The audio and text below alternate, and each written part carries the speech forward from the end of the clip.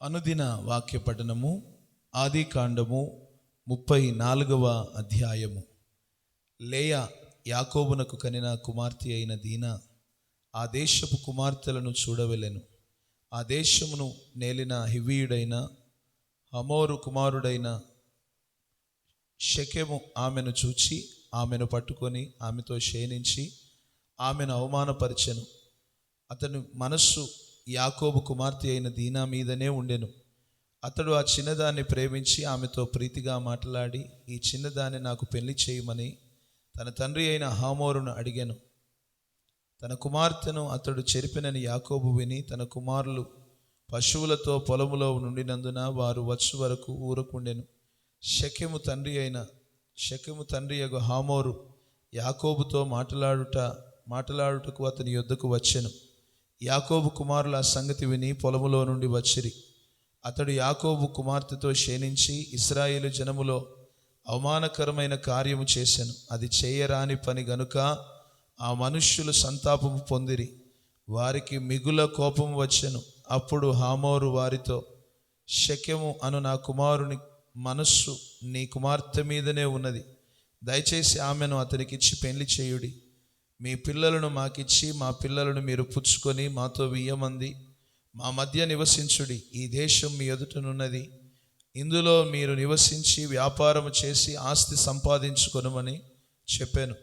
మరియు షెకెము, మీ కటాక్షము నా మీద రానియుడి. మీరేమి అడుగుదురో అది ఇచ్చేదను. ఓలియు కట్నమును ఎంతైనను అడుగుడి, మీరు అడిగినంత ఇచ్చేదను. మీరు ఈ చిన్నదాన్ని నాకు ఇయ్యుడని ఆమె తండ్రితోనూ ఆమె సహోదరులతోనూ చెప్పాను. అయితే తమ సహోదరి అయిన దీనాను అతడు చెరిపినందున యాకోబు కుమారులు షెకెముతోనూ అతని తండ్రి అయిన హమోరుతోనూ కపటముగా ఉత్తరమిచ్చి అనినది ఏమనగా, మేము ఈ కార్యము చేయలేము. సున్నతి చేయించుకొనని వానికి మా సహోదరిని ఇయ్యలేము. అది మాకు అవమానమగును. మీలో ప్రతి పురుషుడును సున్నతి పొంది మా వలె నుండిన ఎడల సరి. ఆ పక్షమందు మీ మాట ఒప్పుకొని మా పిల్లలను మీకిచ్చి మీ పిల్లలను మేము పుచ్చుకొని మీ మధ్య నివసించెదము. అప్పుడు మనము ఏకజనమగుదుము. మీరు మా మాట విని సున్నతి పొందని ఎడల మా పిల్లలను తీసుకొని పోవుదుమని చెప్పగా, వారి మాటలు హమోరు కుమారుడైన షెకెమునకును ఇష్టముగా నుండెను. ఆ చిన్నవాడు యాకోబు కుమార్తె యందు ప్రీతి గలవాడు గనుక అతడు ఆ కార్యము చేయుటకు తడువు చేయలేదు.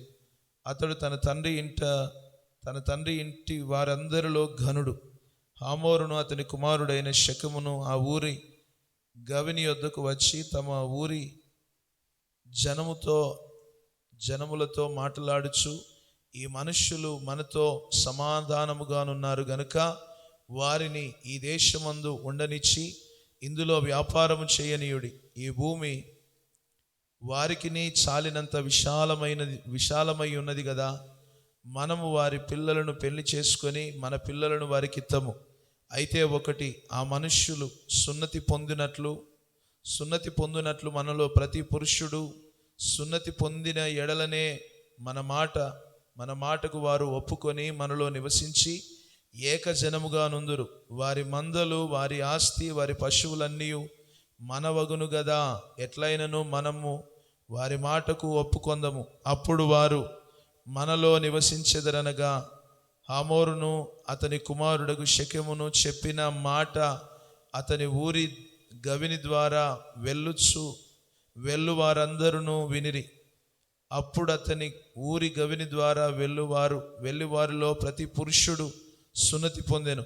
3వ దినమున వారు బాధపడుచుండగా యాకోబు కుమారులలోనిద్దరు అనగా దీనా సహోదరులైన షిమ్యోనును లేవియు తమ కత్తులు చేతబట్టుకొని ఎవరికి తెలియకుండా ఆ ఊరి మీద పడి ప్రతి పురుషుణ్ణి చంపిరి.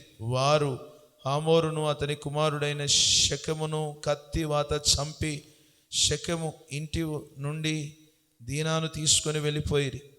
తమ సహోదరిని చెరిపినందున యాకోబు కుమారులు చంపబడిన వారు ఉన్న చోటికి వచ్చి ఆ ఊరు దోచుకొని వారి గొర్రెలను, పశువులను, గాడిదలను, ఊరిలోనిదేమి పొలములోనిదేమి వారి ధనము యావత్తును తీసుకొని వారి పిల్లలనందరినీ వారి స్త్రీలను చెరపట్టి ఇండ్లలోనున్నదంతయు దోచుకొనిది. అప్పుడు యాకోబు షిమ్యోనును లేవీని చూచి, మీరు నన్ను బాధపెట్టి ఈ దేశ నివాసులైన కనానీయులలోను పెరిజ్జీయులలోను అసహ్యునిగా చేసిరి. నా జనసంఖ్య కొంచెమే, వారు నా మీదికి గుంపుగా వచ్చి నన్ను చంపెదరు, నేనును నా ఇంటివారును నాశనమగుదుమని చెప్పెను. అందుకు వారు, వేశ్య ఎడల జరిగించినట్లు మా సహోదరి ఎడల ప్రవర్తింపవచ్చునా అనిరి. దేవుడి వాక్యం మన వెనుకల్లో దీవించునుగాక. ఆమెన్. దయచేసి ఈ వీడియోను లైక్ చేయండి, షేర్ చేయండి, సబ్స్క్రైబ్ చేసుకోవాల్సిందిగా ప్రేమతో మీకు మనవి చేస్తున్నాం.